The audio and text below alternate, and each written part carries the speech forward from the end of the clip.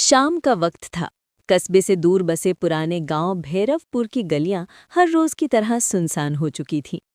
आसमान में हल्के बादल थे और ठंडी हवा के झोंके पुरानी हवेली की टूटी खिड़कियों से सनसनाहट पैदा कर रहे थे। गांव के लोग इस हवेली के पास से भी नहीं गुजरते थे। कहते हैं यहाँ अजीब अजीब आहटें सुनाई देती हैं, जैसे कोई अनदेखा इंसान आसपास घूम रहा हो। रीना अपने दोस्तों के साथ गांव घूमने आई थी। सब ने मजाक मजाक में कहा, चल रीना, तू तो बहुत बहादुर बनती है। अगर सच में हिम्मत है तो फिर हवेली के अंदर चल। मुझे किससे डर लगेगा, भूत वूत जैसी कोई चीज नहीं होती। रीना अकेली हवेली के अंदर चली गई। टॉर्च की रोशनी टूटी दीवारों पर पड़ते ही डरावनी परछाइयां बनने लगी। वो चौंक कर पलटी। वहां कोई नहीं था।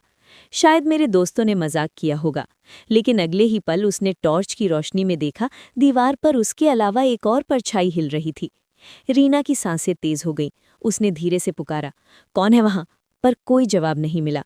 बस धीरे धीरे कदमों की आहट पास आने लगी। वो भाग कर बाहर निकली। दोस्त हंस पड़े। क्या हुआ, रंग उड़ गया चेहरे से? रीना कांपती आवाज में बोली, नहीं नहीं, अंदर कोई था। दोस्तों ने मजाक उड़ा दिया, लेकिन उस दिन के बाद से रीना के साथ अजीब घटनाएं होने लगी। कभी रात में उसके कमरे में किसी के चलने की आवाज आती, कभी शीशे में उसके पीछे कोई धुंधली परछाई दिखाई देती।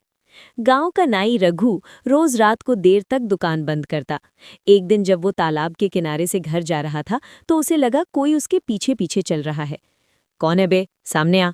पर कोई जवाब नहीं। वो तेज कदमों से चलने लगा, लेकिन आहट भी उतनी ही तेज हो गई। अचानक उसके सामने एक सफेद साया खड़ा हो गया। आंखें गहरी हरी चमक रही थीं। रघु, तेरा समय आ गया है, तू बच नहीं पाएगा। रघु जोर से चिल्लाया और भाग खड़ा हुआ। अगले दिन गांव वालों ने देखा रघु पागल सा हो गया था। वो बार बार कहता, आहट मुझे ले जाएगी, आहट मुझे ले जाएगी।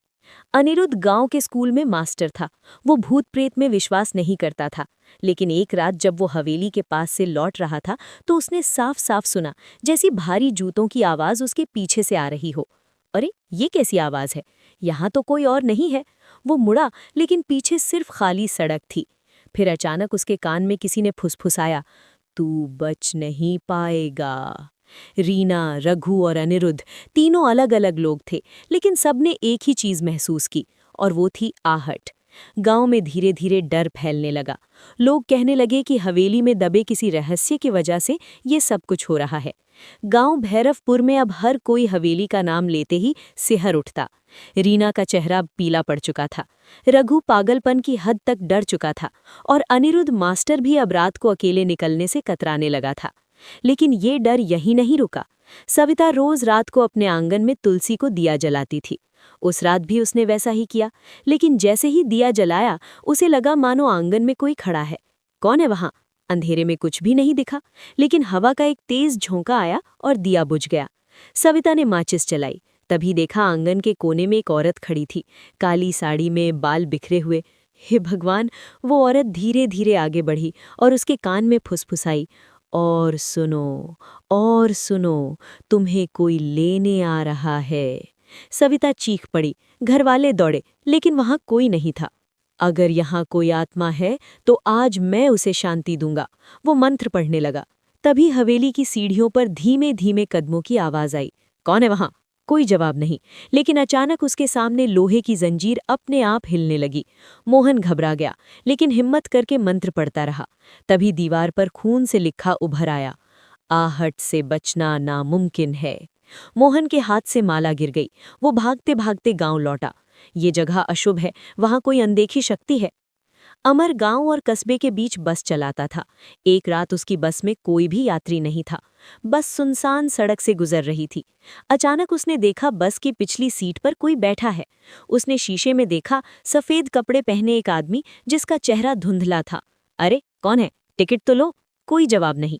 अमर बस रोककर पीछे गया। सीट खाली थी। वो लौटकर ड्राइवर सीट पर बैठा। तभी उसके कान में आवाज आई, बस चलते रहो, आखिरी मंजिल तो मेरे पास है। अमर की हालत खराब हो गई। उस दिन के बाद से उसने रात में बस चलाना ही छोड़ दिया। गांव वालों की दहशत सुनकर पुलिस ने जांच के लिए डीसीपी अरविंद को भेजा। अरविंद बहुत तर्कसंगत इंसान था। भूत प्रेत की बातों पर हंसता रहता था। अरे, ये सब अंधविश्वास है। मैं खुद हवेली जाऊंगा और देखूंगा। रात को वो टॉर्च लेकर हवेली पहुंचा।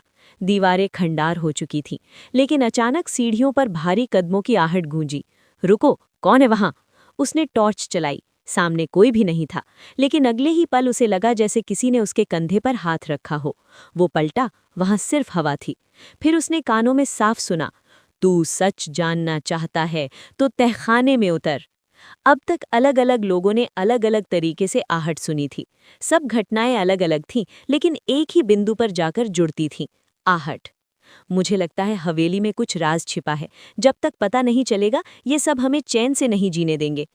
अरे तू पागल हो गई है क्या? तू फिर से वहां जाना चाहती है? हाँ, अगर सच्चाई सामने नहीं आई तो ये आहटें हमें ऐसे ही डराती रहेंगी। गांव भैरवपुर अब दहशत का पर्याय बन चुका था। लोग रात को घर से बाहर निकलना बंद कर चुके थे। हर कोई वही सुनता, धीमे कदमों की आहट।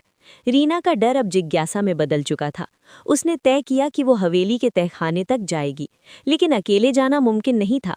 उसने अंकित, मास्टर अनिरुद्ध और पुलिस अधिकारी अरविंद से मदद मांगी। हमें सच का पता लगाना होगा, वरना ये आहटें हमें जिंदा खा जाएंगी। ठीक है, मैं पुलिस वाला हूँ, पीछे हटना मेरे बस का नहीं। चलो आज रात तहखाने में उतरते हैं। रात के 12 बजे चारों लोग हवेली पहुंचे। अंदर सन्नाटा ऐसा था कि अपने दिल की धड़कन तक सुनाई दे रही थी। अचानक सीढ़ियों पर वही आवाज गूंजी। रीना का हाथ कांपने लगा। अरे डर मत, हम सब साथ हैं ना। सब लोग तहखाने की तरफ चलो। हवेली के पीछे एक पुराना लोहे का दरवाजा था जिस पर जंग लगी थी। अरविंद ने जोर से धक्का दिया। दरवाजा चरमराते हुए खुला और बदबू का एक तेज झोंका आया। सीढ़ियां नीचे अंधेरे में उतर रही थीं। चारों लोग नीचे उतरे। तहखाना ठंडा और सीलन भरा था। दीवारों पर काई जमी थी और बीचों बीच एक टूटी चौकी रखी थी। देखो वहां, दीवार पर खून से लिखा था, आहट मेरा श्राप है, जो सुनेगा उसका अंत होगा। ये सब किसने लिखा होगा? तभी तहखाने के कोने से एक सफेद धुंधला साया उभरा। सबके कानों में वही आहट गूंजी। मैं इस हवेली की मालकिन ललिता हूँ। 100 साल पहले मेरे पति ने लालच में मुझे यहीं जिंदा दफना दिया था। मेरी चीखें, मेरे कदमों की आहट सदैव ही गूंजती रहीं। रीना की आंखें फटी की फटी रह गईं। तो ये सारी घटनाएं वही आहट।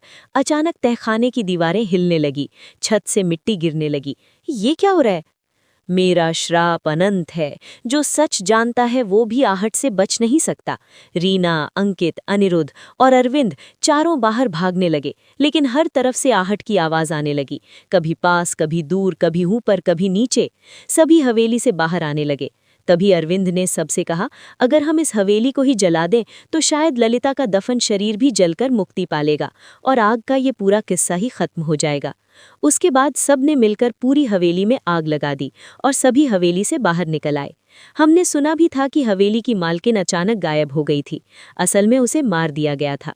फिर अगले दिन लोगों ने हवेली में सामूहिक पूजा करवाई। उस दिन पहली बार कई सालों बाद गांव में रात शांति से बीती। लेकिन कुछ दिनों बाद रीना अपने कमरे में पढ़ाई कर रही थी। खिड़की से ठंडी हवा आई। अचानक उसे लगा जैसे कमरे के कोने से धीरे धीरे कदमों की आहट आ रही है। उसने कांपते हुए कहा, कौन है? कोई जवाब नहीं मिला, बस वही आवाज। रीना की आंखों में डर फिर से उतर आया। भैरवपुर गांव में हवेली का रहस्य तो खुल गया, लेकिन आहट अब भी जिंदा है। कहते हैं जो एक बार ये आवाज सुन लेता है उसकी जिंदगी कभी पहले जैसी नहीं रहती।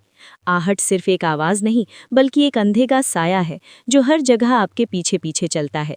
बस कभी वो आहट सुनाई देती है और कभी नहीं सुनाई देती, पर डर की दस्तक लेकर आहट सभी के आसपास चलती रहती है। हमें पूरा यकीन है दोस्तों कि आप लोगों को ये कहानी ज़रूर पसंद आई होगी। अगर आपके साथ भी कुछ ऐसे अनकहे किस्से हो चुके हैं तो प्लीज़ हमारे साथ शेयर करें। हम ज़रूर अपने चैनल पर उनको दिखाएंगे। हमारी ईमेल आईडी नीचे डिस्क्रिप्शन बॉक्स में दी गई है, तो प्लीज़ हमारे वीडियो और चैनल को शेयर एंड सब्सक्राइब करें और बने रहें हमारे साथ ऐसे ही अनकहे किस्से और कहानियाँ सुनने के लिए।